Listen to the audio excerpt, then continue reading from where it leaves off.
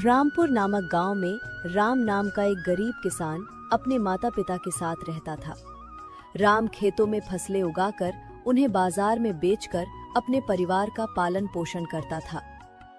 अरे पुत्र, तुम्हारे पिताजी की तबीयत ठीक नहीं है। वैद्य जी ने उन्हें समय पर दवा और अच्छा खान पान लेने को कहा है।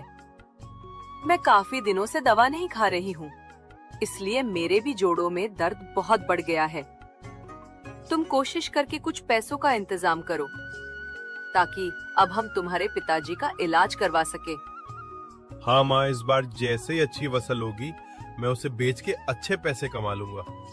उन पैसों से मैं पिताजी और आपका अच्छी तरह से इलाज करवाऊंगी, और फिर देखना माँ, पिताजी और आप पहले की तरह ठीक हो जाएंगे।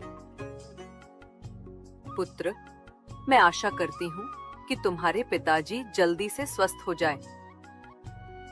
ठीक है माँ, अब मैं काम पे निकलूंगा।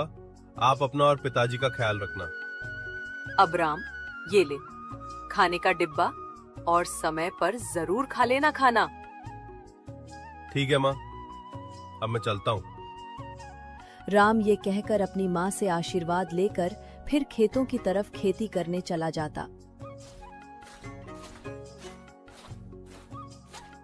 इस बार मुझे कुछ न कुछ करके अच्छी फसल उगानी ही होगी, क्योंकि अगर इस बार फसल खराब हुई तो मैं बर्बाद हो जाऊंगा, और अब मेरे पास भी इतने पैसे नहीं है कि मैं फिर से फसल उगा सकूं। राम ये कहकर खेतों में बीज बोने लगता है। तभी वहां उसके गांव का एक दोस्त राजू आता है।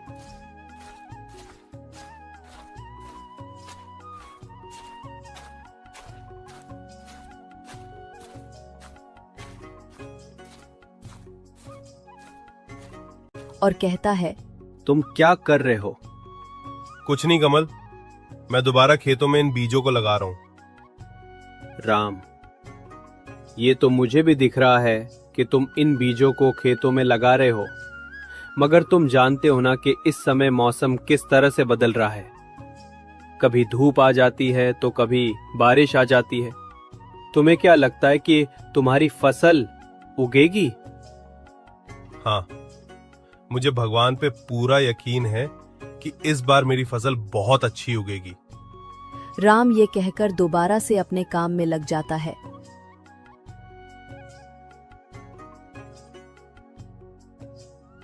राम का दोस्त राजू मुंह बनाकर वहां से चला जाता है। अब आज तो मैंने लगभग सारे बीजों को खेतों में लगा दिया है, और अब मुझे बहुत भूख लग रही है। माँ ने मुझे घर से निकलते समय खाने का डब्बा दिया था, मैं हाथ मुंह धो के खाना खा लेता हूँ। राम जैसे ही हाथ मुंह धोकर खाने का डिब्बा लेकर एक किनारे बैठता है, तभी वो एक साधु बाबा को अपनी तरफ आते हुए देखता है।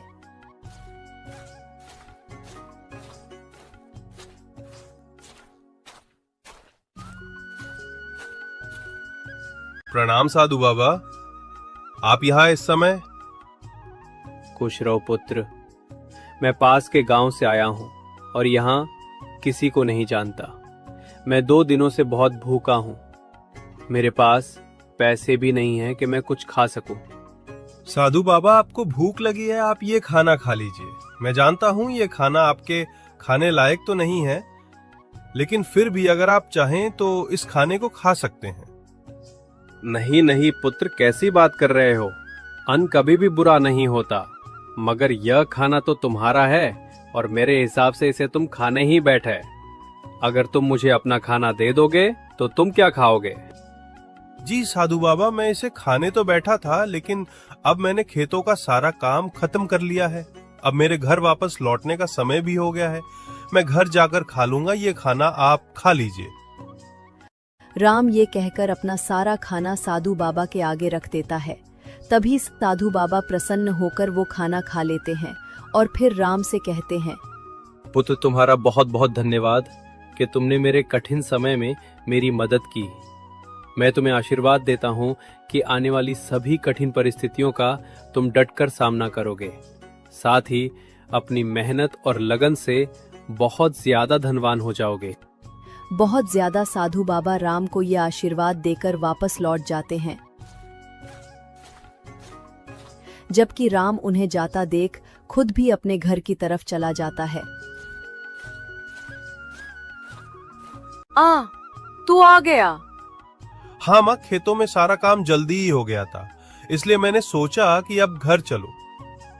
माँ, अगर घर में कुछ खाने को है तो मुझे दे दो, मुझे बड़ी भूख लगी है। राम, तू जानता है ना, जब से तेरे पिताजी बीमार पड़े हैं तब से मेरे हालात बहुत खराब है। मुश्किल से ही गुजारा हो पाता है। जो पैसे मेरे पास थे मैं तेरे पिताजी की कोई दवाइयाँ ले आई, और रात का जो बचा हुआ खाना था वो मैंने तुझे सुबह दे दिया था। अब खाने को कुछ भी नहीं है।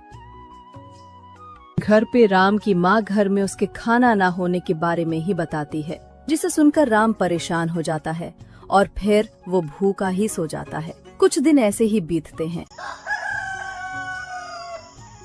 राम दूसरों के खेतों में काम करके पैसा कमाता है और अपने माता पिता का खर्चा उठाता है। साथ ही वो अपने खेतों में उगी फसल को वो भी ध्यान रखता है। भगवान की कृपा से मेरी फसलें तो बहुत अच्छी उग रही हैं। आने वाले समय में मुझे इनका बहुत अच्छा मुनाफा मिलेगा। राम अपने मन में ये बात सोच ही रहा था कि तभी उसका दोस्त राजू फिर से वहां आता है और राम से कहता है, वाह राम, तेरी फसल तो बहुत अच्छी उग गई। क्या बात है, तेरा तो नसीब ही चमक रहा है आजकल। तू दूसर के खेतों में भी काम कर रहा है और साथ ही साथ तेरे खुद के खेत में भी अच्छी तरह की फसल हो गई है। हमारे खेतों में तो अच्छी फसल हो ही नहीं रही है। भाई, ऐसा कुछ नहीं है राजू, बस ये मेरी मेहनत का फल है। और रही बात दूसरों के खेतों में काम करने की, तो अगर मैं काम नहीं करूंगा तो मैं अपने माता पिता का इलाज कैसे करवा पाऊंगा। राम राजू से ये सब कह ही रहा था कि तभी अचानक मौसम खराब हो जाता है और देखते ही देखते बारिश शुरू हो जाती है। अरे ये क्या, बारिश शुरू हो गई? अगर ये बारिश थोड़ी देर के लिए होती तब तो मेरे फसलों के लिए बहुत अच्छा है, लेकिन अगर ये लंबे समय तक हुई तो मेरी सारी फसलें खराब हो जाएंगी। राजू बारिश को देख अंदर ही अंदर बहुत खुश होता है और फिर राम से कहता है, अब मुझे चलना चाहिए, वरना कहीं बारिश तेज ना हो जाए। तुम अपनी फसल का ध्यान रखना। राजू ये कहकर वहां से हंसते हुए चला जाता है, जबकि राम मूसलाधार बारिश को देखकर बहुत परेशान हो जाता है। धीरे धीरे करके बारिश बहुत तेज हो जाती है और देखते ही देखते राम की सारी फसलें खराब हो जाती हैं। मैं बर्बाद हो गया, मेरी सारी मेहनत बेकार हो गई। राम ये सोचकर दुखी मन से अपने घर वापस लौट जाता है। क्या हुआ राम, तू बहुत परेशान लग रहा है। माँ, इस बारिश से मेरी सारी फसलें खराब हो गई और अब मैं पूरी तरह से बर्बाद हो गया हूँ। मेरे पास एक भी पैसा नहीं है जिससे मैं खेतों में दोबारा फसल उगा सकूं। पुत्र, कोई बात नहीं, ये सब नसीब का खेल है। आज हमारा बुरा समय है, कल हमारा अच्छा समय भी आएगा। तुम दिल छोटा मत करो, देखना कोई ना कोई रास्ता जरूर निकलेगा।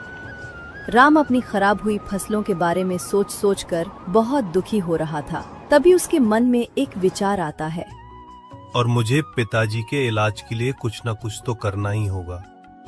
ऐसा करता हूँ, मैं राजा के पास जाता हूँ और उनसे काम मांगता हूँ। मुझे विश्वास है कि वो मुझे कोई ना कोई काम तो जरूर देंगे। राम ये सब सोचते हुए राजा के पास जाता है और राजा से कहता है, प्रणाम महाराज, मैं राम हूँ। मैं इसी गांव में रहने वाला एक गरीब किसान हूँ। अब्बास, हाँ राम, बताओ तुम यहाँ किस काम के लिए आए हो? सी महाराज, बारिश से मेरी सारी फसलें खराब हो गई हैं। मैं पूरी तरह से बर्बाद हो गया हूँ और मेरे पिताजी बहुत बीमार हैं। मेरे पास इतने पैसे भी नहीं हैं जिससे मैं अपने पिताजी का इलाज करवा सकूं। इसलिए मैं आपके पास आया हूं। आप मुझे कोई काम दे दें जिससे मैं अपने परिवार का पालन पोषण कर सकूं। राजा राम की बात सुनकर राम से कहता है, ठीक है राम, मैं तुम्हें अपने महल में काम पर रखता हूँ। तुम्हें मेरे महल के बगीचे में लगे सारे पेड़ पौधों की काट छाट करनी होगी। राम राजा के दिए हुए काम को खुशी खुशी स्वीकार कर लेता है, जबकि राम उसी महल के बगीचे में राजू भी पेड़ पौधों को काट छाट करता है। राजू राम को महल में देख अंदर से क्रोधित हो जाता है और मन में सोचता है, अच्छा, तो राम अब यहाँ भी काम करने लगा है। देखता हूँ ये यहाँ कैसे काम करता है। राजू ये सोचते हुए वहां से चला जाता है। कुछ दिनों बाद राजा राम के काम से बहुत खुश थे। वही राजा की खुशी देखकर राजू एक चाल चलता है। इस सारे खजाने को मैं राम के झोले में रख दूंगा और जब इस खजाने को खोजा जाएगा तब मजा आएगा। कौलाजू राजा के खजाने को लेने के बाद राम के झोले में रख देता है और फिर वो चला जाता है। कुछ समय बाद मंत्री जी राजा से कहते हैं, महाराज, महल से आपका खजाना गायब हो गया है। मंत्री जी, आप ये क्या कह रहे हो? मेरा खजाना महल से आखिर किसने चुराया? राजा अपने खजाने की चोरी होने की बात सुनकर महल में काम करने वाले सारे नौकरों को एक जगह बुलाकर उनसे पूछताछ करते हैं। दगो, मैं जानता हूं कि मेरा खजाना तुम में से किसी ने चोरी किया है। जिसने भी ये काम किया है वो चुपचाप मुझे बता दो। अगर तुमने खुद अपने मुंह से सच बता दिया तो मैं तुम्हें सजा नहीं दूंगा, लेकिन अगर मैंने खुद तुम्हें रंगे हाथों पकड़ लिया तो मैं तुम्हें बुरी सजा दूंगा। बुरी। राजा सबसे अपनी बात कह रहे थे, तभी राजू बोलता है, महाराज, मैंने राम को उसके झोले में कुछ छुपाते हुए देखा था। हो सकता है कि वो आपका खजाना हो। आप उसकी तलाशी लीजिए। राजा राजू की बात सुनकर मंत्री को राम की तलाशी लेने के लिए कहते हैं।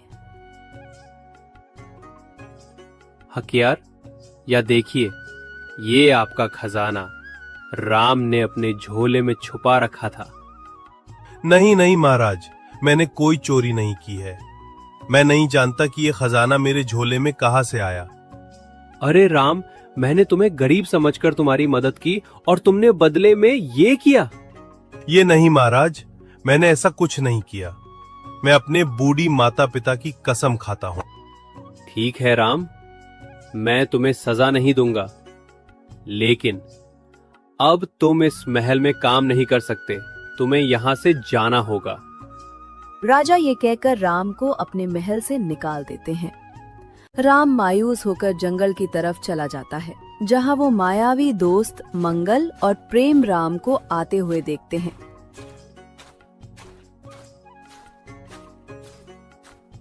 लगता है कोई गांववासी हमारे जंगल की तरफ आया है और मुझे लगता है ये बेचारा अपने जीवन से बहुत परेशान है।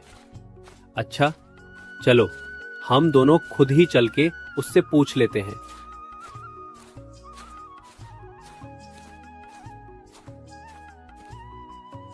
अरे सुनो, तुम कौन हो और यहां क्यों आए हो? हमने तुम्हें यहां पहले तो कभी नहीं देखा।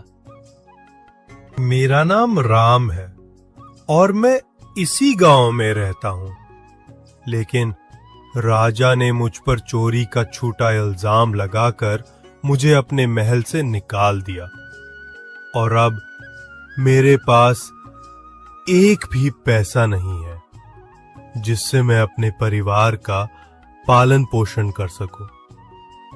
तुम्हारे साथ तो बहुत बुरा हुआ। बताओ, हम तुम्हारे लिए क्या कर सकते हैं? देखो राम, परेशान मत हो। देखना, एक दिन सब कुछ ठीक हो जाएगा। अभी मंगल राम से ये कह ही रहा था कि तभी पीछे से जहरीला सांप मंगल को डसने आता है। तभी राम अपने पास रखी पेड़ों को काटने वाली कुल्हाड़ी से सांप पर वार कर देता है, जिससे वो सांप तुरंत मर जाता है। तुम्हारा बहुत बहुत शुक्रिया। तुमने मेरे दोस्त की जान बचाई।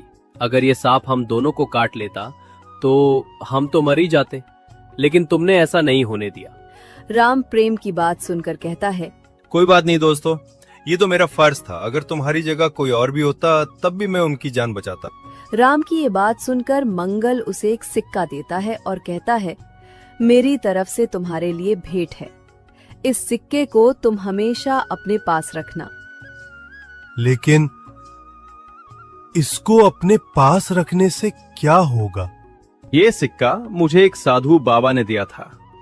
उन्होंने कहा था कि जिसके पास भी ये सिक्का होगा वो धनवान हो जाएगा। ठीक है मेरे दोस्त, धन्यवाद। राम उस मंगल की बात सुनकर वापस अपने घर लौटता है।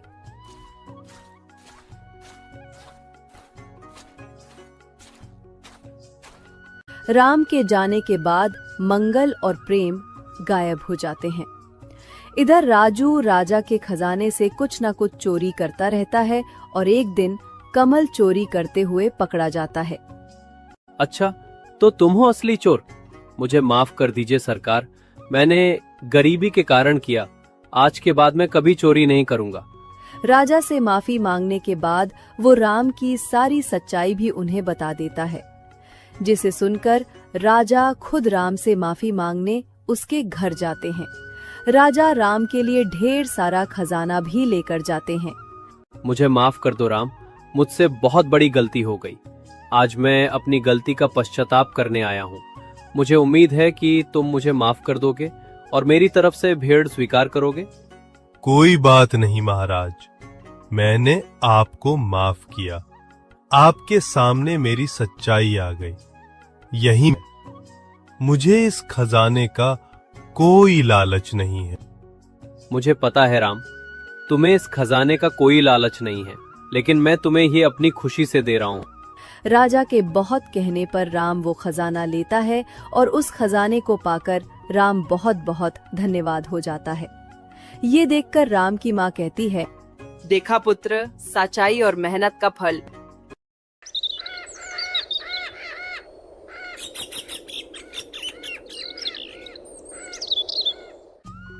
एक गांव में प्रकाश नाम का एक कमजोर और आलसी व्यक्ति रहता था। उसके आलसीपन के व्यवहार से उसकी पत्नी सविता बहुत परेशान रहा करती थी।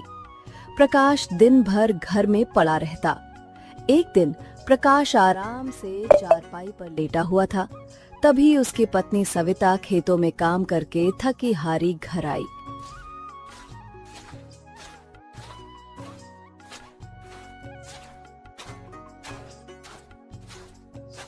शर्म तो आती नहीं है? दिन भर घर पर पड़े रहते हो। ये नहीं कि खेतों में बीवी का हाथ बटा लिया करो।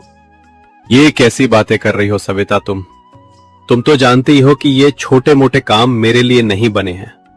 मैं कुछ बड़ा करने के लिए बना हूँ। क्या बड़े रणबीर कपूर बनते फिरते हो? छोटा सा काम तो होता नहीं है और बातें इतनी बड़ी बड़ी मारते हो। निठल्ले कहीं के। पूरे गांव में मेरी नाक कटा के रखी है।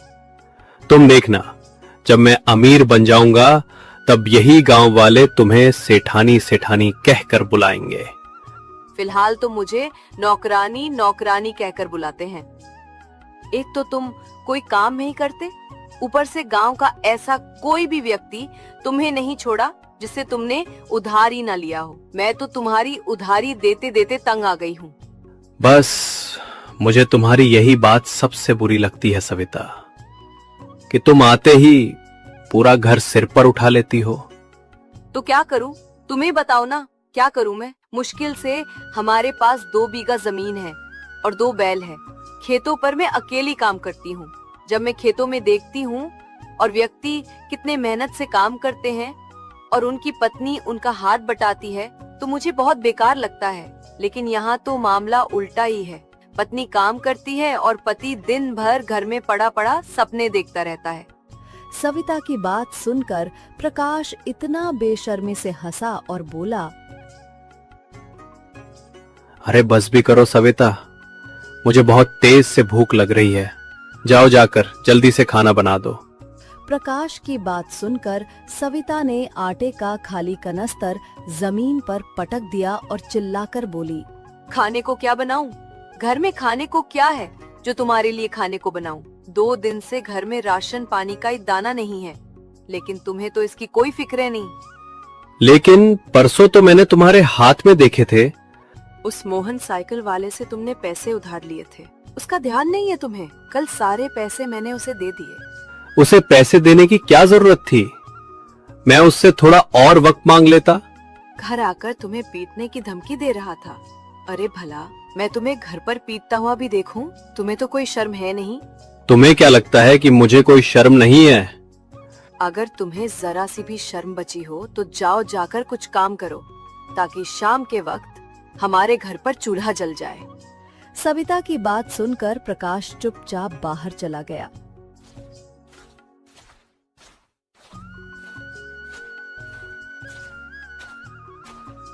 अरे अब इस मेरी बेवकूफ पत्नी को कौन समझाए कि इस गांव में भला मुझे कौन काम देगा, किसको टोपी पहनाऊं। हाँ, एक काम करता हूं, गांव के जमींदार के पास जाकर कुछ पैसे उधार लेकर आता हूं। ये कहकर प्रकाश उठा ही था कि अचानक से उसे कुछ याद आ गया। अरे नहीं, जमींदार से तो पहले ही पैसे ले आया और वो भी अभी तक नहीं दिए। उसके पास अगर पहुंच गया तो कहीं वो अपना पुराना कर्जा ना मांगने लगे, तब तो मेरे लेने के देने पड़ जाएंगे। क्या करूं क्या करूं, ये मेरी पत्नी ने मुझे कहां मुसीबत में फंसा दिया। तभी प्रकाश ने देखा कि गांव का मुखिया अपने कुछ साथियों के साथ लाठी डंडे लेकर उसकी ही ओर बड़े गुस्से से चले आ रहे थे।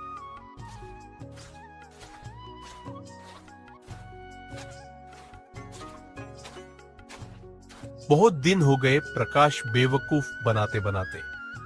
आज तो मैं तुझसे पैसे लेकर ही जाऊंगा। मुझे थोड़ी मोहलत और दे दीजिए मुखिया जी, मैं आपकी एक एक पाई चुका दूंगा। कहां से चुका देगा? कुछ काम काज तो करता नहीं। धरती का बोझ है काम का, ना काज का दुश्मना अनाज का। प्रकाश समझ गया कि आज तो उसकी मार खाने की पूरी नौबत है। मुझे एक आखिरी मौका दे दो मुखिया जी, मैं वादा करता हूं कि 1 महीने के बाद मैं आपके पैसे लौटा दूंगा। प्रकाश की बात सुनकर मुखिया अपनी मूंछों पर ताव देता हुआ हंसता हुआ बोला, किस किस की रकम चुकाएगा? तूने तो हर किसी से उधार ले रखा है। गांव में पता नहीं किस किस को बेवकूफ बनाया होगा। आज तो मैं पैसे लेकर ही जाऊंगा। मुझे थोड़ी सी मोहलत और दे दीजिए। आज या तो अपने पैसे लेकर जाऊंगा या तो फिर तेरी चमड़ी उधेड़ कर जाऊंगा। क्या देखते हो भाई? मारा इसे।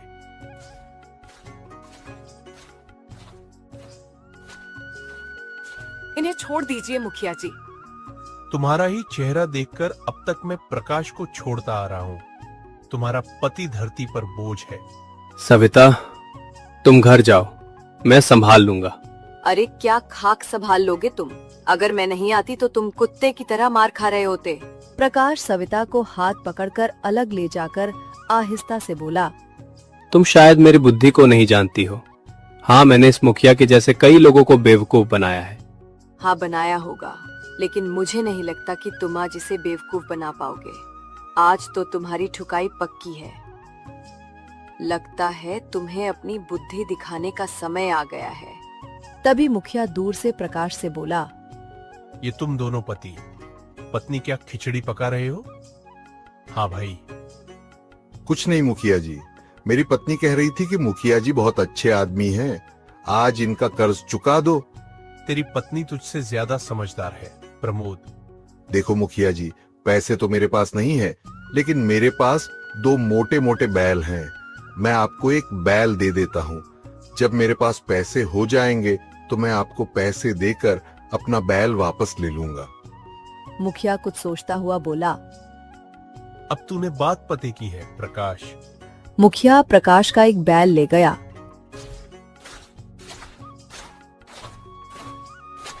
देखा अपने पति का दिमाग, एक बैल का मुखिया क्या करेगा, बेवकूफ कहीं का। अरे तुम एक बैल से खेत जोत लोगे? ये एक बैल हमारे किस काम का है? हे भगवान, मेरी तो किस्मत ही फूट गई। ऐसा निकम्मा और मूर्ख पति तुमने मुझे क्यों दिया? अरे हाँ, ये तो मैंने सोचा ही नहीं। अब क्या करूं? मुझे कोई मतलब नहीं है, मुझे मेरा बैल चाहिए। लेकिन वो तो मुखिया ले गया। कोई बात नहीं, दूसरे बैल की जगह तुम काम करोगी। एक बैल से खेत नहीं चलता, और जब खेती नहीं हो पाएगी तो फसल नहीं हो पाएगी, और जब फसल ही नहीं होगी तो हम उसके पैसे कहाँ से चुकाएंगे? ले देकर बड़ी मुश्किल से कुछ पैसे जमा करके बीज लेकर आई थी। अब भला इन बीजों का मैं क्या करूँगी? इतना कहकर सविता वहां से चली गई। प्रकाश अपने खेत के एक पेड़ के नीचे बैठा हुआ अपने निठल्लेपन पर अफसोस कर रहा था कि तभी उसके कानों में एक आवाज टकराई।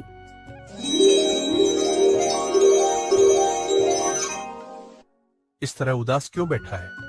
प्रकाश ने जैसे ही सामने देखा तो एक साधु, जिसके चेहरे पर तेज झलक था, उसके सामने उसे देखकर मुस्कुरा रहे थे। जाओ बाबा, अभी मेरा बात करने का मूड नहीं है। मैं वैसे ही बहुत ज्यादा परेशान हूँ। मैं जानता हूँ तेरी परेशानी क्या है। गांव का मुखिया तेरा एक बैल छीनकर जबरदस्ती ले गया, और तेरे ऊपर गांव की उधारी अलग से है। तेरी पत्नी तुझसे नाराज है, और तू यही सोच रहा है कि इन सभी मुसीबतों से छुटकारा कैसे पाया जाए। आप तो बहुत पहुंचे हुए साधु लगते हैं। मेरी मदद कीजिए साधु महाराज। क्या आप चमत्कार कर सकते हैं? हर इंसान के अंदर कोई ना कोई चमत्कार होता है। बस उस इंसान को चमत्कार को देखने और परखने की आवश्यकता होती है।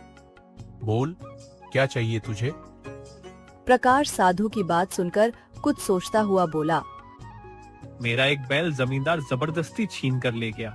मुझे मेरा बैल वापस दिलवा दीजिए, ताकि मैं मेहनत करके अपना खेत जोत सकूं और अच्छे से फसल उगाकर उसे बेचकर अपनी उधारी ही चुका सकूं। प्रकाश की बात सुनकर साधु मुस्कुराता हुआ बोला।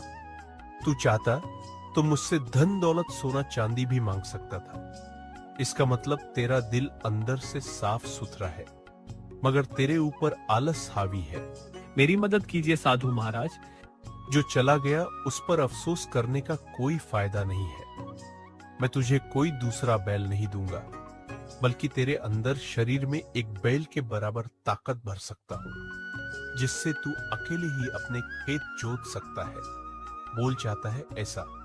साधु की बात सुन प्रकाश बहुत गहरी सोच में डूब गया। अचानक उसके चेहरे पर दृढ़ निश्चय दिखाई देने लगा। साधु महाराज, मैं तैयार हूँ।